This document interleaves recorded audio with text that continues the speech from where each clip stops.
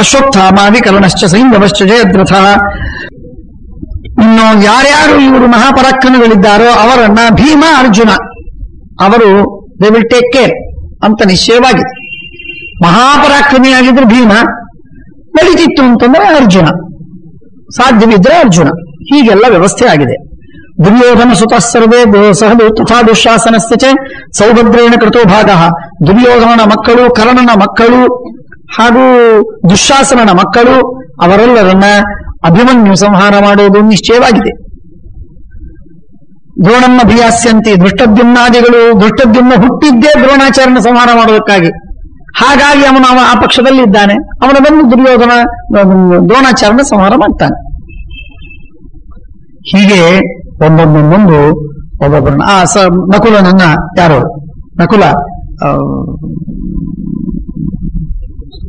ಶಕುನಿಯನ್ನು ಸಂಹಾರ ಮಾಡ್ತಾನೆ. ಸಹದೇವ ಶಕುನಿಯ ಮಗ ಉಲೂಕನನ್ನ ಸಂಹಾರ ಮಾಡ್ತಾನೆ. ಇತ್ಯಾದಿಯಾಗೆಲ್ಲ ಇದೆ. ಮೂಢ ದುರ್ದ್ಯೂತ ದೇವಿನಃ. ಆಗ ಧೃತರಾಷ್ಟ್ರ ಬಹಳ ಗಾಬರಿಯಾಗಿ ಹೇಳ್ತಾನೆ, ಮತ್ತೆ ಏನ್ ಮಾಡ್ಲಿ ನಾನು? ಅವತ್ತು ಜೂಜಾಡುವುದಕ್ಕೆ ಬೇಡ ಅಂತ ಹೇಳಿದ್ರೆ ಕೇಳಲಿಲ್ಲ, ಹಠ ಮಾಡಿ ಜೂಜಾಡಿದ್ರು. ಅದೇ ಜನ ಈಗ ಮತ್ತೆ ಯುದ್ಧವಾಡ್ತೀವಿ ಅಂತ ಕೂತಾರೆ. ಬೇಡ ಅಂತ ಹೇಳಿದ್ರೆ ಆಗಿನಂದಲ್ಲ. ಜೂಜಾಟದಲ್ಲಿ ಸೋತಿದ್ರು ಹಾನಿ ಇರಲಿಲ್ಲ, ಗೆದ್ದಿದ್ರು ಲಾಭವಿಲ್ಲ. ಏನಾಗ್ತಿತ್ತೋ ಆಗ್ತಿತ್ತು. ಈಗ ಹಾಗಲ್ಲ. ಯುದ್ಧ ಯುದ್ಧ ಅಂದ್ರೆ ಸಾಯೋದೇ ಅಥವಾ ಕೊಲ್ಲೋದೇ. ತಾವಾದ್ರೂ ಸಾಯ್ಬೇಕು, ಇನ್ನೊಬ್ಬರನ್ನಾದ್ರೂ ಸಾಯಿಸ್ಬೇಕು. ಇದೆರಡು ಇಲ್ಲೇ ಇದ್ರೆ ಇನ್ನೇನು ಕೆಲಸವೇ ಇಲ್ಲ ಅಲ್ಲಿ. ಯಶಂ ಯುಧಿಷ್ಠಿರೋ ನೇತ ಗೋಪ್ತಾಚ ಮಧುಸೂದನ. ಮಧುಕೈಟವರ ಸಂಹಾರ ಮಾಡಿದ ಸಾಕ್ಷಾತ್ ಕೃಷ್ಣ ಅವರಿಗೆ ರಕ್ಷಕನಾಗಿದ್ದಾನೆ. ಅವರ ಜೊತೆಗೆ ಯುದ್ಧವಾಡಬೇಡಿ ಅಂತ ನಾನು ಅಂಗಲಾಚಿ ಬೇಡಿಕೊಂಡು ನಾನು ಕೇಳಿದ್ರು ಕೂಡ ಇವರು ಯಾರು ಕೇಳ್ತಾ ಇಲ್ಲ. ಎಂಥ ಮೂರ್ಖರಿದ್ದಾರೆ, ಏನ್ ಮಾಡ್ಲಿ ನಾನು? ಭೂಸ್ವಃ ಏಕಜಾತೀಯೋ ತಥೋಭೌ ಭೂಮಿಗೋಚರೌ ಅತಕಸ್ಮಾತ್ ಪಾಂಡವಾನಾಂ ಏಕತೋ ಮನ್ಯಸೆ ಜಯಂ. ನಾವು ಇಬ್ಬರೂ ಪರಾಕ್ರಮಿಗಳು ಅಪ್ಪ, ನಾವಿಬ್ಬರೂ ಪರಾಕ್ರಮಿಗಳು. ದುರ್ಯೋಧನ ಹೇಳ್ತಾನೆ. ಹೀಗಿರುವಾಗ ದುರ್ಯೋಧನ ಭೀಮಸೇನ ಗೆಲ್ತಾನೆ ಗೆಲ್ತಾನೆ ಗೆಲ್ತಾನೆ. ಯಾಕೆ ಈ ಭ್ರಮ ನಿಮ್ಮ ತಲೆಯಲ್ಲಿ ಹೊಕ್ಕು ಬಿಟ್ಟಿದೆ? ಯಾಕೆ ನಮಗೆ ಗೆಲುವಾಗುವುದಿಲ್ಲ ಅಂತ ತಿಳ್ಕೊಂಡಿದ್ದೀ ನೀನು? ಯಾಕೆ ಸಾಧ್ಯವಾಗುವುದಿಲ್ಲ ಅದು? ಸುತೇಜಸೋ ಮಹೇಶ್ವಾಸಾನ್ ಇಂದ್ರೋಪಿ ಮಹಿಸಹಿತೋಮರೈಹಿ. ನಾವು ಮಹಾಪರಾಕ್ರಮಿಗಳು, ನಮ್ಮನ್ನ ದೇವತೆಗಳು ಕೂಡ ಏನೋ ಮಾಡ್ಲಿಕ್ಕೆ ಸಾಧ್ಯ ಇಲ್ಲ. ಅಂತಹದ್ದು ಯಾಕೆ ನಾವು ಭೀಮಸೇನಿಂದ ಸಾಯ್ತೇವೆ ಅಂತ ತಿಳ್ಕೊಂಡಿದ್ದಿ? ಅದಕ್ಕೆ ಹೇಳ್ತಾನೆ ಧೃತರಾಷ್ಟ್ರ, ಉನ್ಮತ್ತ ಇವ ಮೇ ಪುತ್ರೋ ವಿಲಪತ್ತೇಶ ಸಂಜಯ ನಹಿ ಶಕ್ತೋರಣೇ ಜೇತುಂ ಬಲಮರಾಜಂ ಯುಧಿಷ್ಠಿರಂ. ಸಾಧ್ಯವಿಲ್ಲ ಇವರಿಗೆ, ಏನು ಬಲವಿಲ್ಲ ಇವರಿಗೆ. ಮಹಾಪರಾಕ್ರಮಿ ಭೀಮಸೇನ ಅರ್ಜುನ ಗೆಲ್ಬೇಕು ಅಂತಂತಾರೆ, ಗೆಲ್ಲೋದಲ್ಲ. ಸಂಹಾರ ಮಾಡೋದಂತೂ ದೂರ ಉಳಿತು, ಗೆಲ್ಲುವುದು ಇವರಿಗೆ ಸಾಧ್ಯವಿಲ್ಲ. ಬದುಕಿ ಬಂದ್ರೆ ಸಾಕಾಗಿದೆ. ಇವರು ಯಾಕೆ ಈ ತರಹ ಮಾಡ್ತಾ ಇದ್ದಾರೆ? ಏನ್ ಮಾಡ್ಲಿ ನಾನು? ಆಗ ದೃಷ್ಟದ್ಯುಮ್ನ ಅಂತಾನೆ, ಇಲ್ಲಿ ನೀನು ಈ ತರಹ ಆಲೋಚನೆ ಮಾಡ್ತಾ ಇದ್ದೀಯ, ಅಲ್ಲಿ ಭೀಮ ಅರ್ಜುನನಿಗೆ ಅತ್ಯಂತ ಬಲವನ್ನು ತುಂಬಿ ಉತ್ಸಾಹವನ್ನು ಕೊಟ್ಟು ಅವರು ರಚ್ಚಿಗೆದ್ದು ಯುದ್ಧವನ್ನು ಭಾರಿ ಪರಾಕ್ರಮದಿಂದ ಆಡಬೇಕು ಅನ್ನುವಂತೆ ದೃಷ್ಟದ್ಯುಮ್ನ ಸದಾಕಾಲ ಅವರಿಗೆ ಉದ್ದೀಪನ ಮಾಡ್ತಾ ಇದ್ದಾನೆ. ಸದಾಕಾಲ ಅವರನ್ನ ಪ್ರೇರಣೆ ಮಾಡ್ತಾ ಇದ್ದಾನೆ. ಅದೇ ಕೆಲಸ ಒಂದು. ಸಂಗೀತಗಾರರು ಎದರಲ್ಲಿ ಕೂತಿರ್ಬೇಕು, ಗೋಣ ಹಾಕುವವರು ಕೂಡಬೇಕು. ಅವರು ಗೋಣ ಮುರಿದ್ರು ಚಿಂತೆ, ಇವರು ಸಂಗೀತ ಆಗೋವರೆಗೆ ಅವರು ಗೋಣ ಹಾಕ್ತಾ ಇರಬೇಕು. ಹೌದಲ್ಲೋ? ಅಂದ್ರೆ ಹೇಳೋ ತಾತ್ಪರ್ಯವೇನು ಅಂದ್ರೆ, ಆ ತರಹದ ವಿಷಯಗಳಿಗೆ ಆ ರೀತಿಯಿಂದ ಪ್ರೋತ್ಸಾಹ, ಯುದ್ಧಕ್ಕೆ ಹಾಗೆ ಉತ್ಸಾಹದಿಂದ ಯುದ್ಧ ಮಾಡಬೇಕು ಅಂತ ಅನ್ನೋದಕ್ಕೆ ಏನು ಮಾತಾಡಬೇಕೋ ಆ ಮಾತುಗಳನ್ನು ಆಡಬೇಕು. ಆ ಮಾತುಗಳನ್ನು ಆಡಬೇಕು. ವಾಯುದೇವರ ಮಹಿಮೆ, ದೇವರ ಮಹಿಮೆ, ಗುರುಗಳ ಮಹಿಮೆ, ಶ್ರೀಮದಾಚಾರ್ಯ ಭಾಷ್ಯ, ತತ್ವಪ್ರಕಾಶಕ, ಗೀತಾ ಭಾಷ್ಯ, ಮಹಾಭಾರತ ಇವುಗಳ ಮಹಿಮೆ ವರ್ಣನೆ ಮಾಡ್ತಾ ಇರೋಣ. ವರ್ಣನೆ ಮಾಡ್ತಾ ಇರುವಾಗ ಪೆದ್ದರಾಗಿ ಕೂತಿರೋಣ. ಕಲ್ಲು ಕೂತಿರ್ತಾವ ನೋಡಿ, ಜಕಣಾಚಾರ ಕಟ್ಟಿದ ಕಲ್ಲು, ಅವು ಇನ್ನು ಕಣ್ ಪಿಳ್ಕಿಸ್ತಾವ್ ಬೇಕು ಅಂದ್ರೆ. ಇವು ಏನೇನೇನೇನೇನೂ ಪರಿಣಾಮ ಆಗಿಲ್ಲ ಅನ್ನೋ ಹಾಗೆ ಕೂತಿರ್ತಾರೆ. ದೇವರ ಮಹಿಮೆಯಾದಾಗ ಯಾರಿಗೆ ಸಂತೋಷವಾಗುವುದಿಲ್ಲ ನೋಡಿ, ಅವರು ಕದಾಚಿತ್, ಎಲ್ಲರಂತಲ್ಲ, ಪರಿಣಾಮ ಒಳಗಾಗದೇ ಇದ್ರೆ ಮಾತ್ರ ಅವರು ತಾಮಸರನ್ನು ತಿಳ್ಕೊಳ್ಳಿ ಕಡ್ಡಿಲ್ಲ ಅಂತ ಶಾಸ್ತ್ರದವ್ರು, ವಿಷ್ಣು ರಹಸ್ಯದವ್ರು ಹೇಳಿದ ಮಾತು. ವಿಷ್ಣು ರಹಸ್ಯದವ್ರು ಹಾಗೆ ಹೇಳ್ತಾರೆ. ಅಂದ್ರೆ ಹೇಳೋ ತಾತ್ಪರ್ಯವೇನು ಅಂದ್ರೆ, ಯುದ್ಧಕ್ಕೆ ಅಷ್ಟು ಉದ್ದೀಪನವನ್ನು, ಪ್ರದೀಪನವನ್ನು ಮಾಡತಕ್ಕಂತಹ ದೃಷ್ಟದ್ಯುಮ್ನ ಎದರಾಗಿ ಕೂತಿದ್ದಾನೆ. ನಿಮ್ಗೆ ಗೊತ್ತಿದೆಯೋ ಇಲ್ವೋ, ಭೀಮಸೇನ್ ಜೋಶಿ ಹಾಡಬೇಕು ಅಂದ್ರೆ ಮುಂದೆ ವಲ್ವಲ್ಕರ್ ಕೂತಿರ್ಬೇಕು, ಪೇಟಿ ಬರಸ್ತಾ. ಬೆಳ್ಳಗಿನ ಕೊಕಣಸ್ಥ ಮನುಷ್ಯ ಅವನು ಕೂತಿದ್ರೆ ಏನ್ ನಗಬೇಕು, ಏನ್ ಮುಖ, ಏನ್ ಹಾವಭಾವ, ಏನ್ ತಲೆ ಅಲ್ಲಾಡಿಸ್ತಾನೆ, ಏನ್ ಮೈ ಕೈ ಮಾಡ್ತಾನೆ. ಅವನು ಎಲ್ಲಾ ಸಂಗೀತಗಾರ ಅವನು ಹಾಡಿದ ಮೇಲೆ ಇವನು ಬೆನ್ನು ಕೈ ಕಾಲು ಒತ್ತಬೇಕು ನೋಡ್ರಿ, ಅಷ್ಟು ನೋವಾಗಿರ್ತದೆ. ಅವನದಲ್ಲ, ಅವನ್ ನೋಡಿ ನಮ್ದು ನೋವಾಗಿರ್ತದೆ. ಅಷ್ಟು ಉತ್ಸಾಹದಿಂದ ಪೇಟಿ ಬರೆಸ್ಬೇಕು, ಅದರ ಕೂತಿರ್ಬೇಕು. ನಾರಾಯಣನ ಎದುರಲ್ಲಿ ಗರುಡ, ವಿಶ್ವಕ್ಸೇನ, ಹನುಮಂತ ದೇವರಿದ್ದಾಗೆ. ಅಂದ್ರೆ ಹೇಳೋ ತಾತ್ಪರ್ಯ ಅರ್ಥ ಉತ್ಸಾಹವನ್ನು ಕೊಡುವ ವ್ಯಕ್ತಿಗಳು ಎದುರು ಇಟ್ಕೋಬೇಕು. ಇವತ್ತು ಉತ್ಸಾಹವನ್ನು ಕೊಡದೇ ಇದ್ದಂತಹ ವ್ಯಕ್ತಿಗಳನ್ನು ಎದುರು ಕೂಡಿಸ್ಕೊಳ್ಳೇಬಾರದು ಅಂತ ಅರ್ಥ ತಾತ್ಪರ್ಯ. ದೃಷ್ಟದ್ಯಮ್ನ ಸದೈವೈತಾನ್ ಸಂದೀಪಯತಿ ಭಾರತ ಯುದ್ಧಧ್ಯಂ ಇತಿ ನಾಭೈಷ್ಟ ಯುದ್ಧಾದ್ ಭರತ ಸತ್ತಮಾಹ. ಯುದ್ಧಧ್ಯಂ, ಯುದ್ಧಾಡಿ ನಡೀರಿ, ಹೋಗೋಣ, ಏನಾಗತ್ತೆ ಅಂತ ಹೇಳಿ ಉತ್ಸಾಹವನ್ನು ಕೊಡತಕ್ಕಂತಹ ದೃಷ್ಟದ್ಯುಮ್ನ ಸದಾಕಾಲ ಇದ್ದಾನೆ. ರಾಜ್ಯಂ ದಧ್ವಂ ಧರ್ಮರಾಜಸ್ಯ ಪೂರ್ಣಂ ಯಾಚಡ್ವಂ ವೈ ಪಾಂಡವಂ ಮುಖವೀರಂ. ನನ್ನ ಅಭಿಪ್ರಾಯ ರಾಜ್ಯವನ್ನು ಕೊಟ್ಟು ಬಿಡಿ, ರಾಜ್ಯವನ್ನು ಕೊಟ್ಟು ಅವನಿಗೆ ಕ್ಷಮಾ ಬೇಕು. ರಾಜ್ಯ ಕೊಡಲಿಲ್ಲ, ತಪ್ಪಾಯಿತು, ಬಿಟ್ಟುಬಿಡು, ಮರ್ತು ಬಿಡು, ಸಾಕು, ಬಹಳ ಹೆಚ್ಚಿಂದಿಲ್ಲ, ಹಿಂದಿಂದೇನು ಮಾತು ತೆಗಿಲಿಕ್ಕಿಲ್ಲ. ರಾಜ್ಯವನ್ನು ಕೊಟ್ಟು ಬಿಡಲು, ನಿನ್ನಷ್ಟಕ್ಕೆ ನೀನು ಸುಖವಾಗಿರು, ನಮ್ಮ ತಂಟೆಗೆ ಬರಬೇಡ. ಅವನು ಕೇಳ್ತಾನೆ. ಧರ್ಮರಾಜ ಬಹಳ ದೊಡ್ಡ ಮನಸ್ಸು. ಹಿಂದೆ ನೀವು ನಮಗೆ ತೊಂದರೆ ಕೊಟ್ಟಿದ್ದೀರಿ ಅಂತ ಅನ್ನೋದನ್ನು ನೆನೆಸಿ ನೆನೆಸಿ ನಮ್ಮನ್ನು ಪೀಡೆ ಕೊಡುವುದಿಲ್ಲ ಪರಮಾತ್ಮ. ಧರ್ಮರಾಜ ಯುದ್ಧ ಮಾಡುವುದಿಲ್ಲ, ಪೀಡೆ ಕೊಡುವುದಿಲ್ಲ, ರಾಜ್ಯವನ್ನು ತಗೋತಾನೆ, ಶಾಂತನಾಗಿರ್ತಾನೆ. ನೀತಾದೃಶೋ ಹಿ ಯೋಧೋಸ್ತಿ ಪೃಥಿವ್ಯಾಮಿಹ ಕಶ್ಚನ ಯಥಾವಿಧ ಸವ್ಯಸಾಚಿ ಪಾಂಡವ ಸತ್ಯ ವಿಕ್ರಮ ದೇವೈರಿ ಸಂಭೃತೋ ದಿವ್ಯೋ ರಥೋ ಗಂಡೀವ ಧರ್ಮನಃ. ಅರ್ಜುನನಿಗೆ ಸಮಾನನಾದಂತಹ ಪರಾಕ್ರಮಿ ದಿವ್ಯ ಯೋಧ ಮತ್ತೊಬ್ಬ ಇಲ್ಲ. ಆದ್ದರಿಂದ ಅಗತ್ಯವಾಗಿ ಅವನ ಎದುರಾಗುವುದು ಬೇಡ. ಕ್ಷಪ್ತ ತೇಜ ಬ್ರಹ್ಮಚಾರಿ ಕೌಪಾನಾದಿತಿ ಪಾಂಡವ. ಶ್ರೀಮದಾಚಾರ್ಯ ತಾತ್ಪರ್ಯನಿರ್ಣಯದಲ್ಲಿ ಈ ಮಾತನ್ನ, ಇದೇ ವಾಕ್ಯವನ್ನ ಎತ್ತಿ ಹೇಳ್ತಾರೆ. ಕ್ಷತ್ರ ತೇಜ ಬ್ರಹ್ಮಚಾರಿ ಕೌಮಾರಾದಿತಿ ಪಾಂಡವ ತೇನ ಸಂಯುಗಮಿಷ್ಯಂತಿ ಮಂದ ವಿಲಪತೋ ಮಮ ದುರ್ಯೋಧನ ನಿವರ್ತಸ್ವ ಯುದ್ಧಾತ್ ಭಾರತ ಸತ್ತಮ. ಮಹಾಕ್ಷತ್ರಿಯ ತೇಜಸ್ಸಿದೆ ಅವನಿಗೆ ಅರ್ಜುನನ ಮೇಲೆ. ಬ್ರಹ್ಮಚಾರಿಯಾಗಿದ್ದಾನೆ, 2 3 8 ಮದುವೆ ಮಾಡಿಕೊಂಡ್ರೂ ಬ್ರಹ್ಮಚಾರಿಯಾಗಿದ್ದಾನೆ ಅವನು. ಹೇಗಿದೆ ನೋಡಿ, ಅಂದ್ರೆ ಬ್ರಹ್ಮಚರ್ಯದ ಕಾನ್ಸೆಪ್ಟ್ ಎಷ್ಟು ಅದ್ಭುತವಾಗಿದೆ. ಶಾಸ್ತ್ರಾನುಸಾರ ಸ್ತ್ರೀ ಸಹವಾಸವನ್ನ ಮಾಡಿದವರು ಕೂಡ ಬ್ರಹ್ಮಚಾರಿಗಳೇ. ಅದಕ್ಕೆ ಒಂದು ಕಥೆ ಹೇಳ್ತಾರೆ. ಅರುಂಧತಿಗೆ ಹೇಳ್ತಾರಂತೆ, ಅರುಂಧತಿಗೆ ಕೊಟ್ಟು ಕಳಿಸ್ತಾರಂತೆ ವಸಿಷ್ಠರು. ಆ ನದಿ ಪಕ್ಕಕ್ಕೆ ಅಲ್ಲಿ ವಿಶ್ವಾಮಿತ್ರರು ಕೂತಾರೆ. ಅವರಿಗೆ ಅಮ್ಮ ಇದು ಕೊಡು, ಮಳೆಗಾಲ ಭಾರಿ ನದಿ ಹರಿತಾ ಇದೆ ಸ್ವಾಮಿ, ನಾನು ಹೇಗೆ ಕೊಡ್ಲಿಕ್ಕಾಗುದಿಲ್ಲ.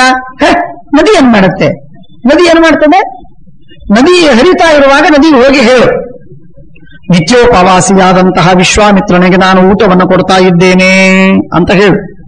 ನದಿ ದಾರಿ ಬಿಡ್ತದೆ. ಆಯ್ತು ಅಂತ ಹೇಳಿ ಅರುಂಧತಿ ತಟ್ಟೆ ತಕ್ಕೊಂಡು ಹೋಗಿ ವಿಶ್ವಾಮಿತ್ರನಿಗೆ, ಆಚೆ ಇದ್ದ ವಿಶ್ವಾಮಿತ್ರನಿಗೆ ಒಯ್ದು ಕೊಡಬೇಕು. ನದಿ ಹತ್ರ ಬಂದ ತಕ್ಷಣಕ್ಕೆ ನಮಸ್ಕಾರ ಮಾಡಿ ಹೇಳುವುದು ಏನು, ನಿತ್ಯೋಪವಾಸಿಯಾದಂತಹ ವಿಶ್ವಾಮಿತ್ರನಿಗೆ ಅಡಿಗೆ ಒಯ್ದು ಕೊಡ್ತಾ ಇದ್ದೇನೆ. ನಿತ್ಯದಲ್ಲಿ ಉಪವಾಸ ಮಾಡುವ ವಿಶ್ವಾಮಿತ್ರನಿಗೆ, ಅರ್ಥವಾಯ್ತೇನೋ? ಉಪವಾಸ ನಿತ್ಯ ಮಾಡ್ತಾ ಇದ್ದ ಅಂದ್ರೆ ನಿತ್ಯ ಅಡಿಗೆ ಯಾಕೆ ಒಯ್ದು ಕೊಡ್ಬೇಕ್ರಿ? ಕಾಂಟ್ರಡಿಕ್ಷನ್ ವಿಚಾರ ಮಾಡಿಲ್ಲಲ್ಲ ನೀವು, ಗಪ್ಪೆ ಕೂತೀರಿ ಅಂತ ಅಲ್ಲಿ ಅವತ್ತಿಗೆ ಯಾರೋ ಕೇಳಿದ್ರು. ಅಂದ್ರೆ ಹೇಳೋ ತಾತ್ಪರ್ಯ, ನಿತ್ಯೋಪವಾಸಿಯಾದವನಿಗೆ ಕೊಡ್ತೇನೆ ಅಂತ ನಿತ್ಯ ಒಯ್ತಿದ್ವಿ ಇವಳು ಅರುಂಧತಿ. ಅಡಿಗೆ ಒಯ್ಯೋದು, ಕೊಡೋದು, ಊಟ ಮಾಡೋದು, ಊಟ ಮಾಡಿಸಿ ತಿನ್ಬಿಡೋದು, ದಾರಿ ಬಿಡ್ತಿತ್ತು ನದಿಗೆ. ಎಂತ ವಿಚಿತ್ರ ನೋಡ್ರಿ. ಆಮೇಲೆ ತಿರುಗಿ ಬರ್ತಾ ಇರುವಾಗ ವಿಶ್ವಾಮಿತ್ರ ಕೇಳಿದ್ದು, ಸ್ವಾಮಿ ನಾನು ತಿರುಗಿ ಹೋಗ್ಬೇಕೀಗ, ನದಿ ತುಂಬ ಹರಿತಾ ಇದೆ, ನಾನೇನು ಮಾಡಲಿ? ನಿತ್ಯ ಬ್ರಹ್ಮಚಾರಿಯಾದಂತಹ ವಸಿಷ್ಠರ ಸೇವೆಗೆ ನಾನು ಹೋಗ್ತಾ ಇದ್ದೀನಿ ಅಂತ ಹೇಳು. ಅರುಂಧತಿ ಹೆಂಡತಿ ಬೇಕಾದಷ್ಟು ಜನ ಮಕ್ಕಳು, ಶಕ್ತಿ ಇತ್ಯಾದಿಗಳು ಬೇಕಾದಷ್ಟು ಜನ ಮಕ್ಕಳಿದ್ದಾರೆ. ಆ ವಸಿಷ್ಠರಿಗೆ ಹೇಳ್ತಾರೆ, ನದಿ ಹೇಳಬೇಕಂತ ಹೇಳ್ತಾಳೆ, ನಿತ್ಯ ಬ್ರಹ್ಮಚಾರಿಯಾದಂತಹ ವಸಿಷ್ಠರ ಹತ್ತಿರ ಸೇವೆ ಮಾಡುವುದಕ್ಕೆ ನಾನು ಹೋಗಬೇಕಾಗಿದೆ, ಆದ್ರಿಂದ ನಂಗೆ ದಾರಿ ಕೊಡು ಅಂತ ಹೇಳು. ಹೇಳಿ ಅಂದ್ರೆ ದಾರಿ ಕೊಡ್ತದೆ. ಗಂಗಾ ನದಿ ದಾರಿ ಬಿಡ್ತಿತ್ತು. ನಿತ್ಯ ಊಟ ಮಾಡ್ತಿದ್ದ, ನಿತ್ಯ ಇವನು ಮದುವೆ ಮಾಡ್ಕೊಂಡಿದ್ದವನು, ಇವನು ಬ್ರಹ್ಮಚಾರಿಯಲ್ಲಿ, ಇವನು ಉಪವಾಸಿಯಲ್ಲಿ. ಹೌದು, ನಾನು ಊಟ ಮಾಡುವುದಿಲ್ಲ, ಇದು ದೇವರು ಊಟ ಮಾಡ್ತಾನೆ, ಇದು ಕೇವಲ ನೈವೇದ್ಯ, ನನ್ನ ಹೊಟ್ಟೆಗಾಗಿ, ನಾನು ಬದುಕುವುದಕ್ಕಾಗಷ್ಟೇ ತಿಂತೀನಿ ಅಂತ ತಿಂದ್ರೆ ಅವನು ನಿತ್ಯೋಪವಾಸಿಯೇ. ಅವನು ಊಟ ಮಾಡಿದ ಅನರ್ಥ ಅವನಿಗೆ ಆಗುವುದಿಲ್ಲ. ತ್ರಿಷು ಧಾಮಸು ಯದ್ಭೋಜ್ಯಂ ಭೋಕ್ತ ಯಶ್ಚ ಪ್ರಕೀರ್ತಿತಃ ವೇದ ಏತದುಭಯಂ ಯಸ್ತು ಸಹ ಭುಂಜಾನೋ ನ ಲಿಪ್ಯತೆ. ಅವನಿಗೆ ಭೋಗ ಊಟ ಮಾಡಿದ ಪಾಪ ಬರುವುದಿಲ್ಲ. ಊಟ ಮಾಡಿದ್ದೇ ಅಲ್ಲ, ಉಪವಾಸ ಮಾಡಿದ ಪುಣ್ಯವೇ ಬರ್ತದೆ. ಮತ್ತಷ್ಟು ಊಟ ಮಾಡಿದರೂ ಉಪವಾಸ ಮಾಡಿದ ಪುಣ್ಯ ಬರ್ತದೆ. ನಮಗೆಷ್ಟು ಬೇಕೋ ಅಷ್ಟೇ ಆಹಾರವನ್ನ ಭಗವಂತನ ಸ್ಮರಣೆ ಮಾಡ್ತಾ ಪ್ರಿಯತಾಂ ಶೌರಿವಿತ್ತಂ ಅಂತ ತಿಂದ್ರೆ, ಊಟ ಮಾಡಿದ್ರೆ ಉಪವಾಸ ಮಾಡಿದ ಪುಣ್ಯ ಬರ್ತದೆ. ಹೀಗೆಲ್ಲ ಶಾಸ್ತ್ರದ ವಿಧಿ ಹೇಳುವ ತಾತ್ಪರ್ಯ. ಹಾಗಾಗಿ ಕ್ಷತ್ರ ತೇಜ ಬ್ರಹ್ಮಚಾರಿ ಕೌಮಾರಾದದು ಪಾಂಡವ. ಕೌಮಾರದಿಂದಲೂ ಕೂಡ ಚಿಕ್ಕ ವಯಸ್ಸಿನಲ್ಲೂ ಒಂದು ವಿಚಿತ್ರವಾದದ್ದು ಅದೆಲ್ಲ ಬೇಕಾದಷ್ಟು ತೇಜಸ್ಸಂ ದೋಷ ಇತ್ಯಾದಿಯಾಗಿ ಬೇಕಾದಷ್ಟು ಹೇಳಿದ್ದಾರೆ. ದುರ್ಯೋಧನ ನಿವರ್ತಸ್ವ ಯುದ್ಧಾತ್ ಭಾರತ ಸತ್ತಮ. ಅವನ ಪರಾಕ್ರಮ ಬಹಳ ಅದ್ಭುತವಾದದ್ದು. ಆದ್ದರಿಂದ ಅರ್ಜುನನ ಎದುರಾಗಿ ನೀನು ನಿಲ್ಬೇಡ, ಯುದ್ಧ ಮಾಡಬೇಡ, ಬಿಟ್ಬಿಡು. ಅಲಮರ್ಧಂ ಪೃಥಿವ್ಯಾಸ್ತೆ, ಬೇಕಾದಷ್ಟಿದೆಯಲ್ಲ, ಅರ್ಧ ಪೃಥಿವಿ ನಿನಗೆ ಸಿಗತ್ತಲ್ಲೋ ರಾಜ್ಯ, ಯಾಕೆ ಆಸೆ ಪಡ್ತೀನಿ ನೀನು? ಆಸೆ ಪಡಬೇಡ. ನತ್ವಹಂ ಪ್ರತಿ ಯುದ್ಧಮಿಚ್ಛಾಮಿ ನೈತದಿಚ್ಛತಿ ಬಾಲ್ಯಿಕಃ ನಚ ಭೀಷ್ಮ. ನೋಡು, ಯುದ್ಧ ಆಡ್ತಿ ಅಂತಂದ್ರೆ you are taking the whole responsibility of this decision on your self ಅಲ್ಲೋ. ಪೂರ್ಣ ನಿನ್ನ ವೈಯಕ್ತಿಕ ಇದು ನಿರ್ಣಯ, ನನ್ನದಲ್ಲ. ನಾನು ಯುದ್ಧ ಆಡು ಅಂತ ಹೇಳುವುದಿಲ್ಲ, ನನಗಿಚ್ಛೆ ಇಲ್ಲ ಯುದ್ಧವಾಡಬೇಕು ಅಂತ. ಬಾಲ್ಯಿಕ ರಾಜ, ಶಂತನುವಿನ ಅಣ್ಣ, ನಮ್ಮ ಅಜ್ಜ, ಧೃತರಾಷ್ಟ್ರನ ಅಜ್ಜ, ಭೀಷ್ಮನ ಕಕ್ಕ, ಗ್ರ್ಯಾಂಡ್ ಸಾಯರ್, ಅವನಕ್ಕಿಂತಲೂ ಹಿಂದೊಬ್ಬ ಭೂರಿಶ್ರವ ಶಲ, ಅವರು ಎಲ್ಲ ಬದುಕ್ಯಾರೀಗ. ಅವ್ರು ಯಾರು ಸತ್ತಿಲ್ಲ. ಅವರು ಏನಾಶ್ಚರ್ಯ.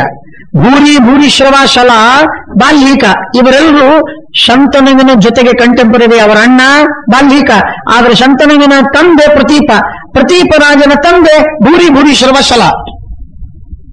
ಅಂದ್ರೆ ಅವರು ಅಲ್ಲಿಂದ ಹಿಡಿದುಕೊಂಡು ಬಂದು ಅವರೆಲ್ಲರೂ ಬದುಕಿದ್ದಾರೆ. ಅವರು ಯಾರು ಬೇಡ ಅಂತಂತ ಇದ್ದಾರೆ ಯುದ್ಧ, ಅವರು ಯಾರು ಯುದ್ಧ ಬೇಡ ಅಂತಂತ ಇದ್ದಾರೆ. ಗೊತ್ತಾಯ್ತಾ?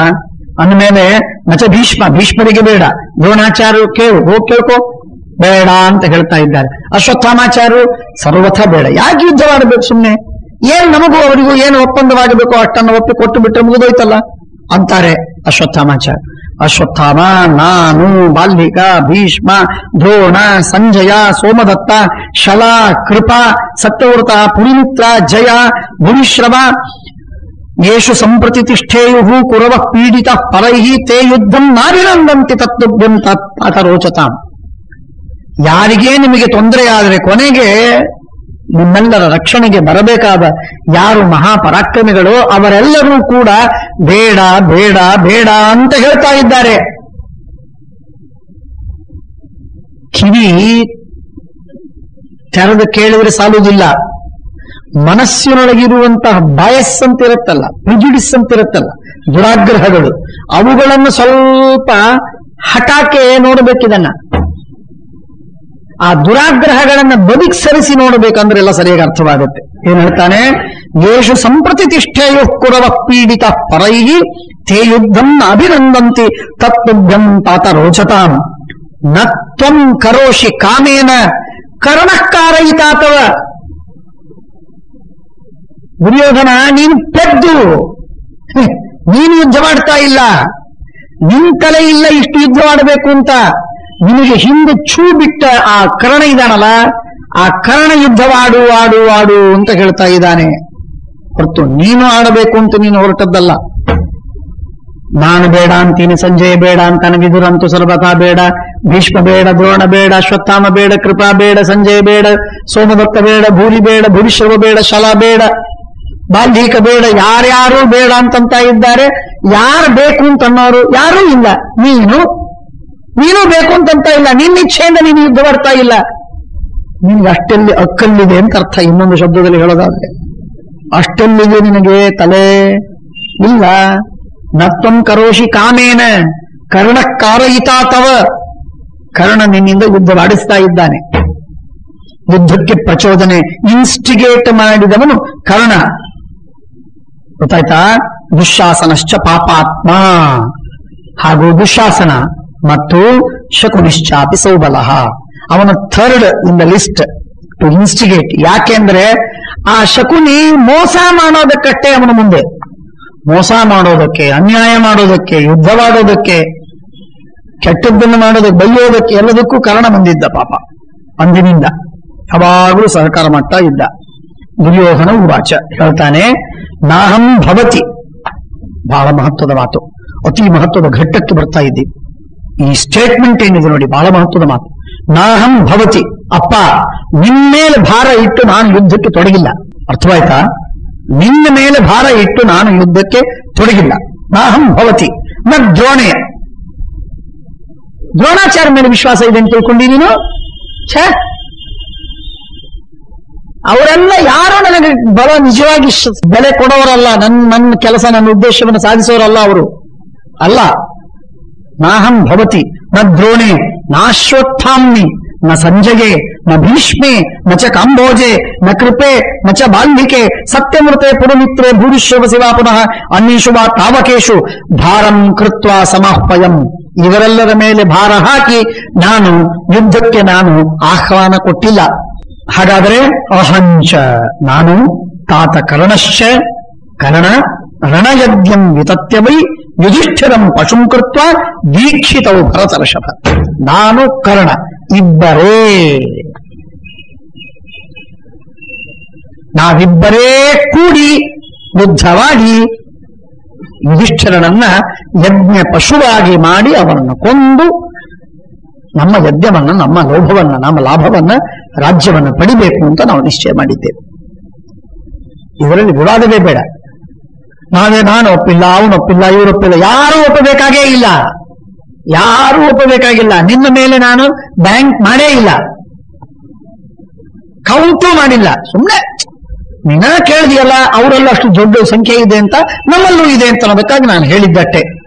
ನನ್ನ ಆಜ್ಞೆಯನ್ನು ಪರಿಪಾಲನೆ ಮಾಡ್ತಾರೆ. ಆದ್ದರಿಂದ ಭೀಷ್ಮ, ದ್ರೋಣ, ಅಶ್ವತ್ಥಾಮ, ಕೃಪಾ ಇತ್ಯಾದಿಗಳ ಹೆಸರನ್ನು ಹೇಳಿದ್ದೇನೆ. ನಾನು ಹಾಗೂ ನನಗೆ ಪೂರ್ಣ ನನ್ನ ಭವಿಷ್ಯದ ಪ್ರಾಣ ಅಂತಂದ್ರೆ ಕರ್ಣ. ಆ ಕರ್ಣನ ಮೇಲೆ ನಾನು ಭಾರ ಹಾಕಿ ನಾನು ಯುದ್ಧವಾಡ್ತಾ ಇದ್ದೆ. ಇನ್ಯಾರೂ ನಮಗಲ್ಲ. ನೀವಿದ್ರು ಅಷ್ಟೇ, ಬಿಟ್ಟರು ಅಷ್ಟೇ. ಅಹಂಚತಾತ ಕರ್ಣಶ್ಚ ರಣಯಜ್ಞಂ ವಿತತ್ತವೈ ಯುಧಿಷ್ಠಿರಂ ಪಶುಂ ಕೃತ್ವ ವೀಕ್ಷಿತೋ ಭರತರ್ಷಭ ರಥೋ ವೇದಿ ಸ್ರುವ ಖಡ್ಗ ಗದಾ ಸುಕ್ ಕವಚೋ ಅಜಿನಂ ಮಾಂ ವಾ ಹತ್ವಾ ಪಾಂಡುಪುತ್ರಾಃ ಭೋಕ್ತಾರಃ ಪೃಥಿವೀಮಿಮಾಂ ತ್ಯಕ್ತಂ ಯೇ ಜೀವಿತಂ ರಾಜ್ಯಂ ಧನಂ ಸಲವಂಚ ಪಾರ್ಥವ ನ ಜಾತು ಪಾಂಡವೈ ಸಾರ್ಧಂ ವಸೇಯಂ ಅಹಮಚ್ಯುತ. ಸರ್ವಥಾ ನನಗೆ ಪಾಂಡವರ ಜೊತೆಗೆ ಇರುವುದು ನನಗೆ ಮನಸ್ಸಿಲ್ಲ. ನಾನು ಇರುವುದಕ್ಕೆ ತಯಾರಿಲ್ಲ. ನನ್ನನ್ನು ಅವರು ಸಂಹಾರ ಮಾಡಲಿ, ಅವರು ಭೋಗ ಮಾಡಲಿ, ಅವರನ್ನು ಸಂಹಾರ ಮಾಡಿ ನಾನು ಭೋಗ ಮಾಡ್ತೇವೆ. ಇದೇ ಆಗುವುದು. ಇವೆರಡರೊಳಗೆ ಒಂದು. ಇವನ್ನ ಬಿಟ್ಟು ಮತ್ತೊಂದಾಗುವುದಿಲ್ಲ. ಯಾವದ್ಧಿ ಸೂಚ್ಯಾಸ್ತೀಕ್ಷ್ಣಾಯ ವಿದ್ಯೇದಗ್ರೇಣ ಮಾನಿಷ ತಾವದಪ್ಯಪರಿತ್ಯಾಜ್ಯಂ ಭೂಮಿಯರ್ನ ಪಾಂಡವಾನ್ ಪ್ರತಿ. ಯಾವದ್ಧಿ ಸೂಚ್ಯಾಸ್ತೀಕ್ಷ್ಣಾಯ ಅತೀ ತೀಕ್ಷ್ಣವಾಗಿರತಕ್ಕಂತಹ ಸೂಜಿಯ ಮೊನೆಗೆ ಹತ್ತುವ ಮಣ್ಣೇನಿದೆಯೋ ಎಷ್ಟತ್ತತ್ತೆ? ಏನತ್ತತ್ತೆ? ಏನು ಹತ್ತುವುದಿಲ್ಲ. ಅಷ್ಟು ಮಣ್ಣನ್ನು ನಾನು ಧರ್ಮರಾಜನಿಗೆ, ಪಾಂಡವರಿಗೆ ಕೊಡಲಿಲ್ಲ. ನಾನು ಸೂಚ್ಯಗ್ರಕ್ಕೆ ಹತ್ತಿದಂತಹದ್ದನ್ನು ಕೊಡುವುದಿಲ್ಲ ಅಂತ ಸ್ಪಷ್ಟವಾಗಿ ಘಂಟಾಘೋಷವಾಗಿ ಹೇಳ್ತಾನೆ. ಯಾವಧ್ಯ ಸೂಚ್ಯಾಸ್ತೀಕ್ಷ್ಣಾಯ ವಿದ್ಯೇದಗ್ರೇಣ ಮಾನಿಷ ತಾವದಪ್ಯ ಪರಿತ್ಯಾಜ್ಯಂ. ಅಷ್ಟನ್ನೂ ನಾನು ಬಿಡುವುದಕ್ಕೆ ತಯಾರಿಲ್ಲ, ಅಷ್ಟು ನಾವು ಬಿಡಲು ಸಿದ್ಧರಿಲ್ಲ. ಭೂಮಿಯನ್ನ ಪಾಂಡವನ್ ಪ್ರತಿ. ಇಷ್ಟು ನಿಷ್ಠುರವಾದ ಮಾತನ್ನ ದುರ್ಯೋಧನ ಅತ್ಯಂತ ತಮಾಂ ದೌರ್ಜನ್ಯದಿಂದ ಈ ಮಾತನ್ನು ಹೇಳ್ತಾನೆ. ಹೇಳುವುದರಲ್ಲಿ ವಿನಯ ನಯನೂ ಇಲ್ಲ, ನ್ಯಾಯನೂ ಅಲ್ಲ. ದೌರ್ಜನ್ಯ ಪೂರಿತವಾದ ದುರ್ಭಾಷಣ. ಸರ್ವಾನ್ಯಸ್ತಾತ ಶೋಚಾಮಿ ಸರ್ವಾನ್ವಸ್ತಾತ ಶೋಚಾಮಿ ತ್ಯಕ್ತೋ ದುರ್ಯೋಧನೋ ಮಯ. ಆಯ್ತು. ಇಷ್ಟು ಹೇಳಿದ ಮೇಲೆ ಇನ್ನು ದುರ್ಯೋಧನ ನಾನು ಬಿಟ್ಟಂತೆ ಆಯ್ತು. ನಾನು ಬಿಟ್ಟೆ ದುರ್ಯೋಧನ ನನ್ನ ಪಾಲಿಗಿಲ್ಲ, ಅವನು ತೀರಿ ಹೋದ ಅಂತೆಯೇ ನಾನು ಭಾವಿಸ್ತೇನೆ. ಅವನನ್ನು ನಾನು ಯೇ ಮಂದಂ ಅನುಯಾಸ್ಯಧ್ವಂ ಯಾಂತಂ ವೈವಸ್ವತಕ್ಷಯಂ, ಯವನ ಪಟ್ಟಣಕ್ಕೆ ಸಾಯೋದಕ್ಕೆ ಹೋಗತಕ್ಕಂತಹ ಈ ದುರ್ಯೋಧನನ ಬೆನ್ನತ್ತಿ ನೀವು ಯಾರು ಹೋಗ್ತೀರೋ ಹೋಗಿ, ನಾನಿಲ್ಲ ಅಂತ ಅನ್ನೋದಿಲ್ಲ. ಆದ್ರೆ ನಾನು ಮಾತ್ರ ಸರ್ವಥಾ ಅವನಿಗೆ, ಅವನ ಪಕ್ಷಕ್ಕೆ ನಾನು ಬಲ ಕೊಡುವುದಿಲ್ಲ, ಬೇಡ ಅಂತ ಹೇಳ್ತಾನೆ. ಆಗ ಬ್ರೂಹಿ ಸಂಜಯ ಯಚ್ಛೇಷಂ ವಾಸುದೇವಾದ ಅನಂತರಂ, ವಾಸುದೇವ ಕೃಷ್ಣ ಹೇಳಿದ ಮೇಲೆ ಯಾರು ಏನು ಮಾತಾಡಿದ್ರು ಹೇಳು ಅಂತ ಕೇಳಿದಾಗ ಅರ್ಜುನ ಹೇಳುವ ಮಾತುಗಳನ್ನ ಹೇಳ್ತಾನೆ. ಅರ್ಜುನ ಹೇಳುವಂತಹ ಮಾತುಗಳನ್ನ ಹೇಳ್ತಾನೆ. ಇದನ್ ಬ್ರೂಯಾಹ ಸಂಜಯ ರಾಜಮಧ್ಯೆ ದುರ್ಯೋಧನಂ ಪಾಪಕೃತಂ ಪ್ರಧಾನಂ ಅಮರ್ಷಣಂ ದುರ್ಗತಿಂ ರಾಜಪುತ್ರಂ ಪಾಪಾತ್ಮಾನಂ ಧರ್ತಲಷ್ಟಂ ಸುಲುಬ್ಧಂ. ದುರ್ಯೋಧನನಿಗೆ ಹೇಳು, ನಾವು ಯುದ್ಧವಾಡಿ ಅವನ ಸಂಹಾರ ಮಾಡ್ತೇವೆ, ನಾವು ಯಾರು ಭಿಕ್ಷೆ ಬೇಡುವುದಕ್ಕೂ ನಿಂತಿಲ್ಲ, ರಾಜ್ಯವನ್ನು ಕೊಡದೇ ಇದ್ರೆ ಉದಾಸೀನರಾಗಿಯೂ ನಾವು ಕಾಡು ಸೇರಿ ಅವನಿಗೆ ತೊಂದರೆ ಕೊಡದೆ ಉಳಿತೇವೆ ಅಂತ ತಿಳಿಬೇಕಾಗಿಲ್ಲ, ನಾವು ಯುದ್ಧವಾಡ್ತೇವೆ, ನಮ್ಮ ರಾಜ್ಯ ನಮಗೆ ಬೇಕು, ನಮಗೆ ನೀವು ಮೋಸ ಮಾಡಿರಿ, ಆದ್ದರಿಂದ ನಾವು ರಾಜ್ಯವನ್ನು ತೆಗೆದುಕೊಳ್ತೇವೆ ಅಂತ ಅರ್ಜುನ ಹೇಳಿದ್ದಾನೆ. ಈ ರೀತಿಯಾಗಿ ನಡೀತಾ ಇದೆ ಅಂತ ಹೇಳಿ ಅರ್ಜುನನ ಮಾತನ್ನ ಸಂಜಯ ಧೃತರಾಷ್ಟ್ರನಿಗೆ ಈ ರೀತಿಯಾಗಿ ತಿಳಿಸ್ತಾ ಇದ್ದಾನೆ. ಶ್ರೀಕೃಷ್ಣಾರ್ಪಣಮಸ್ತು.